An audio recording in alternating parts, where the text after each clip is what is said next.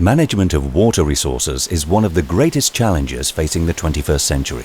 As the planet warms, river discharges will decline and lakes and inland seas will shrink or possibly even swell as glaciers melt or precipitation increases. What has happened in the Aral Sea gives a taste of the future as the combined impacts of human activities and climate change kick in. Hydrographic survey stations are often in a poor state of repair and sometimes in remote areas. To monitor, provide early warning and understand the water cycle and status of resources, the big picture that altimetry satellites provide is now vital. Space hydrology is a discipline now able to keep track of hundreds of sites on inland seas, lakes and major rivers. For example, in Central Asia, measurements on Lake Isyk-Kul will help to monitor glacier melting in the Tian Shan Mountains. And in Brazil, satellites are gauging river levels in the farthest reaches of the Amazon.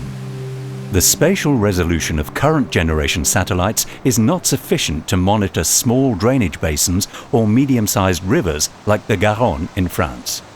Sustainable stewardship of freshwater resources is a key priority.